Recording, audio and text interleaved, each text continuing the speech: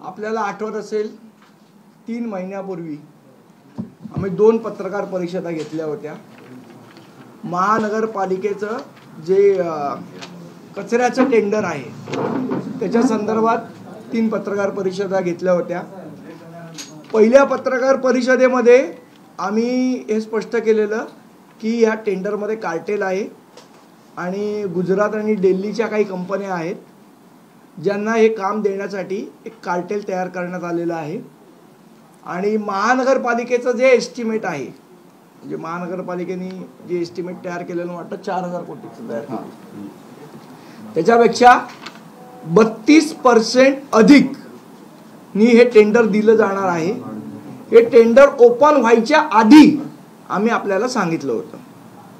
त्याच्यानंतर आम्ही दुसरी पत्रकार परिषद घेतलेली, त्यावेळेला हे काम कुठल्या कुठल्या कंपन्यांना मिळणार त्या कंपन्यांची नावं आम्ही तुम्हाला दिलेली। त्याच्यामध्ये AG enviro, metro waste management, Delhi waste management, prime enviro या क्वालिफाय होतील हे आम्ही सांगितलं होतं। त्याच्यानंतर दुसरं पाकिट ओपन केलं, ह्याच कंपन्या क्वालिफाय झाल्या। म्हणजे आम्ही जे आधी सांगितलेलं टेंडर ओपन व्हायच्या आधी त्याप्रमाणे ते घडलं। त्याच्यानंतर आम्ही सांगितलं होतं की कुठलं काम कुठल्या कंपनीला मिळणार, त्याप्रमाणे काल परवा महानगरपालिकेने ते टेंडर ओपन केलं। त्याप्रमाणे ग्रुप 1 मध्ये, ग्रुप 2 मध्ये जे आम्ही सांगितलेलं मेट्रो वेस्ट मॅनेजमेंटला काम मिळालं, ग्रुप 3 मध्ये मेट्रो वेस्ट मॅनेजमेंटला काम मिळालं, ग्रुप 5 मध्ये दिल्ली वेस्ट मॅनेजमेंटला काम मिळालं, ग्रुप 6 मध्ये दिल्ली वेस्ट मॅनेजमेंटला काम मिळालं, ग्रुप 7 मध्ये प्राइम एन्व्हिरोला काम मिळालं आणि पुन्हा 8 मध्ये एजी एन्व्हिरोला काम मिळालं। म्हणजे जे आम्ही ग्रुप सकट सांगितलं होतं ते काम तसंच्या तसं टेंडर ओपन व्हायच्या आधी आम्ही आपल्या सगळ्यांना सांगितलेलं। याच्यामध्ये कशा प्रकारचा भ्रष्टाचार होणार आहे हे सांगून आयुक्तांनी त्याच्यावर कुठलीही ॲक्शन घेतली नाही। जी आमची माहिती आहे त्यानुसार ॲडिशनल कमिशनर जे एक आहेत त्यांनी याच्या संदर्भात थर्ड पार्टी लीगल ओपिनियन मागवलं होतं। लीगल ओपिनियन निगेटिव्ह आलं। त्याच्या संदर्भात आम्ही RTI सुद्धा टाकला की लीगल ओपिनियन उपलब्ध करून द्या। महानगरपालिकेने ते अजून लीगल ओपिनियन आम्हाला उपलब्ध करून दिलेलं नाही। पण आमची माहिती ज्या अर्थी आम्ही तुम्हाला एवढ्या सगळ्या माहिती आधी सांगितलेल्या आहेत त्या अर्थी आमची माहिती ही कन्फर्म आहे की लीगल ओपिनियन सुद्धा याला निगेटिव्ह आलेलं। आणि मुळामध्ये जी टेंडरची कॉस्ट होती ती 4000 कोटीवरनं साधारण 6600 कोटीच्या वर चाललेली आहे। मग 4000 कोटीचं टेंडर 6600 कोटीला का दिलं जातंय, कुठल्या कंपन्यांना दिलं जातंय, या कंपन्यांची कोणाचे लागेबंदे आहेत, याच्यामध्ये मी एक नाव सुद्धा घेतलेलं, ते नाव पुन्हा एकदा घेतोय, सनी पांड्या। हा माणूस या सगळ्या गोष्टींच्या पाठी इन्व्हॉल्ड आहे। ही गुजरातची कंपनी आहे। त्या सनी पांड्याचा फोटो सुद्धा मी आपल्याला मागच्या वेळेला दाखवलेला, तो आताही उपलब्ध आहे। आणि या सनी पांड्याने हे सगळं कार्टेल तयार केलंय। याच्यामध्ये गगराणी साहेबांवर काय प्रेशर आहे मला माहीत नाही। आणि एवढे सगळे पुरावे देऊन सुद्धा हे टेंडर त्यांना द्यायची सरकारला का आवश्यकता आहे का? येणाऱ्या महानगरपालिकेच्या निवडणुकीच्या आर्थिक गणितासाठी हे सगळं मॅनेज केलं जात आहे। बरं 32 कोटी अबो जे मी सांगतोय ते ॲक्च्युअल 60 कोटीपर्यंत जात आहे। कारण 46% जी लेव्ही आहे कामगारांची लेव्ही जी नव्हती पहिली, पूर्वी रेटमध्ये असायची, आता ती एक्स्ट्रा देते। म्हणजे हे पालिका खिशातून देणार आहे म्हणून ते टेंडर 32 नाही 60% वर जाते। आणि मग हे लोकांचे पैसे अशा पद्धतीने खायचे आणि तेच निवडणुकींमध्ये वापरायचे, ही मोडस ऑपरेंटी आत्ताचं सरकार करतंय का? आणि जर माझा प्रश्न असा आहे तर इतरांचे भ्रष्टाचार भारतीय जनता पक्ष जर बोलते की ह्याचा भ्रष्टाचार त्याचा भ्रष्टाचार, मग स्वतः जर भ्रष्टाचार करणार आहेत त्यांना पहारेकरी म्हणून बसलेले ना 5 वर्ष, मग आज हे असं का वागतायत? कोणाला सनी पांड्या कोण आहे हा माणूस? हा सनी पांड्या माणूस, ही कंपनी जी आहे दिल्ली वेस्ट मॅनेजमेंट सनी पांड्याची, हा सनी पांड्या कोणाचा कोण आहे? हा गुजरातचा माणूस आहे, हा कोणाचा कोण आहे? याची चौकशी झाली पाहिजे. हा, आणि सनी पांड्यांबद्दल अजून एक माहिती, गुजरातचे जे राज्यसभेचे खासदार होते भारतीय जनता पक्षाचे, त्यांचा मुलगा सनी पांडे आहे. मग ह्याला फेवर करण्यासाठी हे टेंडर तयार केलंय का? ह्याला फेवर करण्यासाठी महाराष्ट्रातनं पैसे देणार आहात का तुम्ही? जे आम्ही टॅक्स रूपात, आम्ही कर स्वरूपात जे पैसे भरलेत ते पैसे तुम्ही त्याला देण्यासाठी हे सगळं टेंडर मॅनेज केलंय का? हा महत्वाचा प्रश्न होतो. आम्ही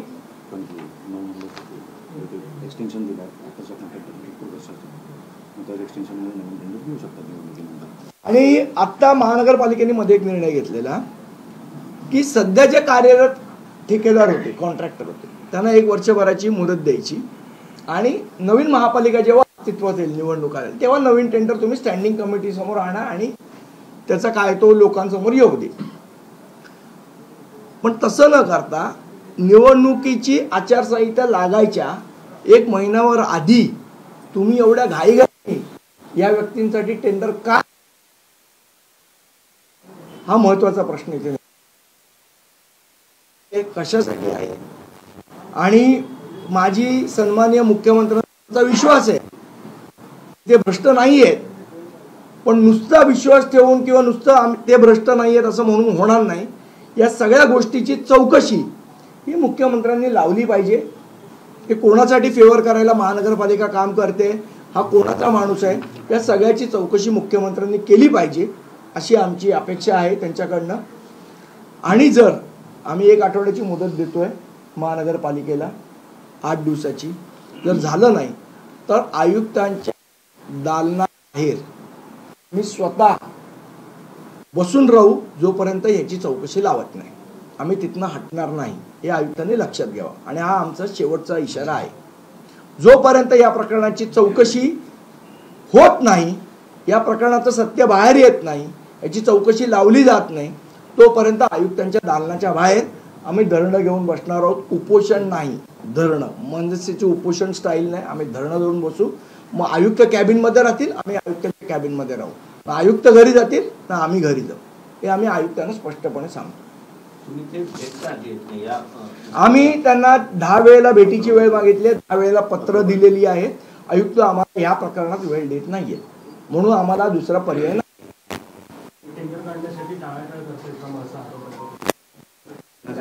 टेंडरच काढलं हो, कारण याची चौकशीची मागणी आम्ही करणार आहोत. आमच्याकडे पुरावे आम्ही दिलेले आहेत, याची उत्तर नाही आहेत आयुक्तांकडे, म्हणून टाळाटाळ चालू आहे. पण ह्या संपूर्ण प्रकरणाची चौकशी जोपर्यंत होत नाही, हे टेंडर रद्द होत नाही, आम्ही आयुक्तांच्या दालनाच्या बाहेर बसून राहू. कधी बसू, काय बसू ते आम्ही योग्य वेळी सांगू. कारण आधीपासून सांगितलं तर ते जायलाच देत नाहीत. म्हणून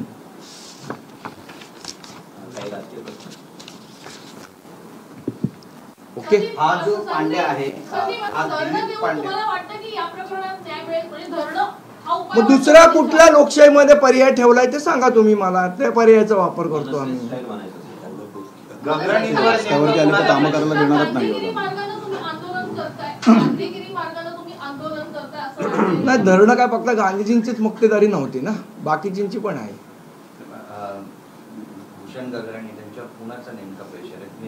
ते गगराणीच सांगू शकतील तुम्हाला. गुजरातच्या खासदारांचा मुलगा आहे ज्याच्या कंपनीला हे काम मिळालंय, सनी पांड्या, दिल्ली वेस्ट मॅनेजमेंट. मला तर वाटतं त्यांनी उत्तर द्यायला पाहिजे की हे कोणासाठी करताय, काय करताय ते. हे बघा, आज सुरुवातीची आपण पत्रकार परिषद घेतली तेव्हा आम्ही सांगितलं या टेंडरमध्ये घोटाळा आहे. दुसरी आम्ही पत्रकार परिषद घेतली तेव्हा आम्ही सांगितलं ह्या कंपन्या क्वालिफाय होणार. तिसरी आम्ही पत्रकार परिषद घेतली तेव्हा आम्ही सांगितलं की या कंपन्यांना कामं मिळणार आणि ही कामं 32% अबोनी जाणार आहेत. आम्ही ज्या ज्या गोष्टी टेंडर ओपन व्हायच्या आधी सांगितल्या त्याप्रमाणे ते घडल्या. फक्त जे शेवटचं होतं, आम्ही बॅनर पण लावलेली, तुम्हाला आठवत असेल तर, कुठल्या कंपन्या क्वालिफाय होणार आणि किती कुठल्या ग्रुपला कुठली आहे ते आजही रेकॉर्डवर आहे. त्याच्यानंतर आम्ही सांगितलं होतं की या कंपन्यांना कामं मिळणार आणि एवढे टक्के अबोनी कामं मिळणार. त्याचप्रमाणे त्या कंपन्यांना कामं मिळाली आणि तेवढ्या टक्के अबोनी मिळाली. ही गोष्ट आमच्यापर्यंत कशी पोचली याची चौकशी पाहिजे तर आयुक्तांनी करावी. आमची तयारी आहे.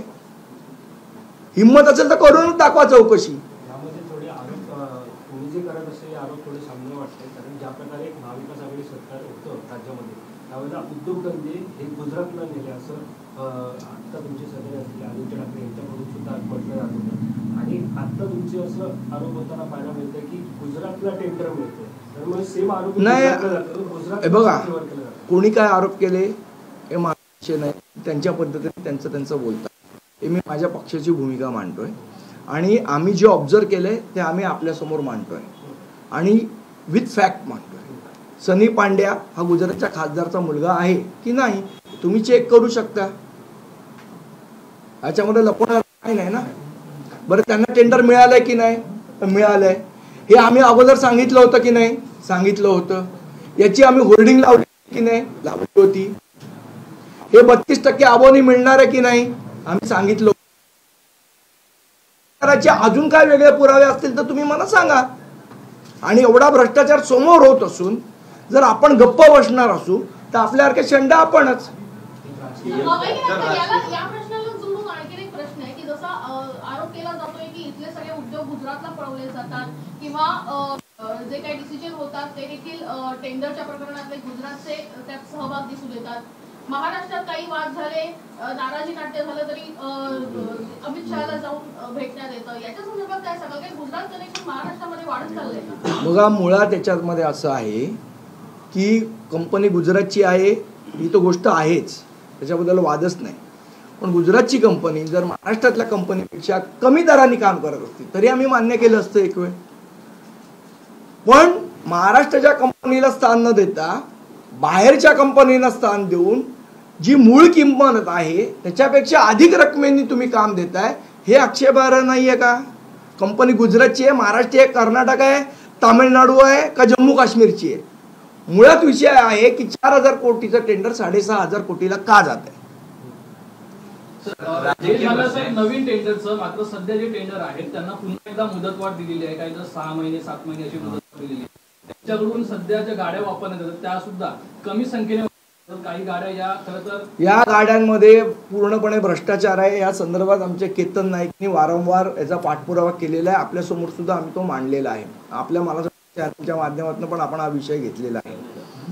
मुळात असं आहे की गाड्या 10 दाखवायच्या आणि वापरायच्या 3, कर्मचारी 20 दाखवायचे वापरायचे 4, अशा प्रकारचा घोळ महापालिकेत चालू आहे. पण आपल्याकडे एक म्हण आहे की पावसाने झोडपलं आणि राजाने मारलं तर न्याय कोणाकडे मागायचा?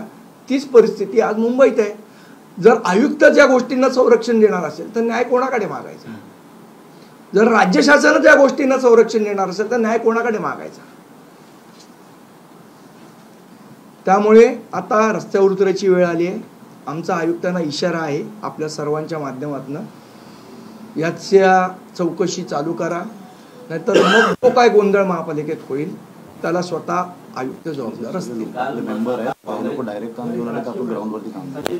आणि तिसरी महत्वाची गोष्ट, याच्याही नंतर जर 8 तासांनी काम दिलं आम्ही रस्त्यावर काम करायला देणार नाही, हे त्यांनी लक्षात ठेवावं. गुजरातवरनं येऊन इथे दादागिरी नाही करायची, आम्ही ती सहन पण नाही करणार. गाड्यांसंदर्भात आणखी टेंडर काढण्याची त्यांनी प्रक्रिया राबवण्याची तयारी दर्शवलेली आहे. लवकरच टेंडरिंग प्रोसेस सुरू होणार आहे गाड्या वाटण्यासाठी पालिकेकडून. अरे मुळात आहे तेवढ्या गाड्या तर वापरा. आहे तुम्ही जेवढे टेंडर मध्ये मान्य केलं तेवढ्या गाड्या वापरत नाही आहेत तुम्ही. सगळ्या प्रकारचा भ्रष्टाचार बोकाळलेला आहे महानगरपालिकेत. कारण कोणाचीच तिथे कंट्रोल नाहीये, ना नगरसेवक आहेत आणि अधिकारींना भस्म्या झालेला आहे. रोज ओरडतायत, पैसे खात आहेत. राजकीय प्रश्न काँग्रेसच्या शिष्टमंडळाने शरद पवार त्यावेळेला मुंबई काँग्रेस विशेषतः मनसेवर राग आहे त्यांचा. हा त्यांनी असं म्हटलंय की दडप हातात घेणाऱ्यांसोबत काँग्रेस जाणार नाही. कसं वाटतं? 2019ला सन्मान्य राजसाहेबांच्या मागे आमच्याकडे सभा घ्या पण भिका मागणाऱ्यांना आत्ता दडपशाही आठवली का? हा एवढाच माझा प्रश्न आहे. आरोप केला प्रांतवाद आणि दडपशाही केली. मी तुम्हाला काय उत्तर दिलं? 2019 मध्ये लोकसभेच्या वेळेला सन्मान्य राजसाहेबांची आपल्या इथे सभा व्हावी, याच्या भिका मागणाऱ्या लोकांना आज आठवण झाली का की मनसे दडपशाही करते? ती तेव्हा झाली नाही का? एवढाच माझा प्रश्न आहे. मुळातच काँग्रेस ही उद्धव ठाकरेंसोबत आता जायला तयार नाहीये. मवियाला आम्ही एका शब्दात उत्तर दिलेलं आहे या सगळ्या गोष्टी. उद्धव ठाकरे अपशकुनी आहेत आणि म्हणूनच काँग्रेसला ते नकोसे आहेत अशा पद्धतीची टीका आशिष शेलार यांनी केलेली आहे. कुठेतरी आदित्य ठाकरे आणि उद्धव ठाकरेंनी आता केवळ बघायचं आता कोण अपशकुनी आहे आणि कोण मुंबईचा शकुनी आहे हे मला वाटतं आशिष शेलार जास्ती सांगू शकतात. काल एकनाथ शिंदे यांनी अमित शहा यांची वेळ घेतली दिल्लीमध्ये जाऊन, आणि ऑपरेशन कमल ज्या पद्धतीने राबवलं जाते राज्यामध्ये, मला वाटतं तो दोन पक्षांचा अंतर्गत विषय आम्ही कशाला पाडा. ते त्यांच्या मनाने एकत्र आले, त्यांच्या मनाने भांडतायत, त्यांच्या मनाने दूर जातील किंवा एकत्र राहतील, तो त्यांचा विषय आहे. आम्हाला त्याच्यात पडायची गरज नाही. आमचं म्हणणं आहे लोकांचं भलं करा, असे भ्रष्टाचार होऊ देऊ नका. ह्याच्यासाठी भांडण केलं तर आम्हाला अभिमान वाटेल, फालतू गोष्टींसाठी भांडण करण्यापेक्षा. शिवसेना 70 जागा द्यायला मनसेला तयार आहे. कोण बोललं असं? अशी चर्चा आहे. नाही, कोणाची चर्चा आहे? अशा जर चर्चांना मी कसं उत्तर देऊ? कोण बोललं असेल तर मला सांगा, त्यांचं नाव घ्या, मी बोलतो. पण 70 जागा दिल्या, पण कोण दिल्या गेल्या आल्या, 100 जागा दिल्या, 200, या चर्चांना अर्थ नाही ना. तुम्ही ऑफिशियल कोण बोललं असेल शिवसेनेमधनं तर मला सांगा, त्यांचं नाव घेऊन मी उत्तर देतो. धन्यवाद. पण ती चर्चा वगैरे तुमचा जो कोर्टिंगचा सगळ्याचा अभ्यास होता 227 जागांचा, त्याच्यातून तो सगळा अभ्यास पूर्ण जाऊन मनसे अध्यक्षांपर्यंत पोहोचलाय का? आणि मग पुढची चर्चा झाली का? मुळात अजून शिवसेना आणि मनसे या युतीची ज्या दिवशी सन्माननीय राजसाहेब घोषणा करतील त्या दिवशी मला असं वाटतं आपल्या सगळ्या प्रश्नांना उत्तर देता येईल. अजून अशा प्रकारची कुठलीही घोषणा किंवा निर्णय हा सन्माननीय राजसाहेबांनी जाहीर केला नाहीये. त्यामुळे या गोष्टीमध्ये बोलण्यास मी असमर्थ आहे. ज्या दिवशी जाहीर करतील त्या दिवशी आपल्या सगळ्या प्रश्नांचे सविस्तर उत्तर देईन. राज ठाकरे यांना 100 प्रश्न विचारणार आहोत. लावरे तो व्हिडिओ स्टाईलमध्ये आम्ही राज ठाकरेंच्या समोर जाऊ अशा पद्धतीचं वक्तव्य न्यूज 18 लोकमतला दिलेल्या मुलाखतीमध्ये आशिष शेलार यांनी केलेलं आहे. लावरे तो व्हिडिओचा विसर कुठे? आम्ही पण झोलर लोकांचे व्हिडिओ लावू.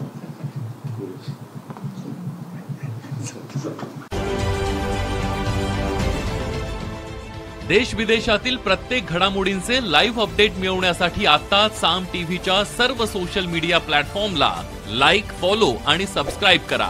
तसंच सर्व नोटिफिकेशनसाठी बेल आयकॉन प्रेस करायला विसरू नका.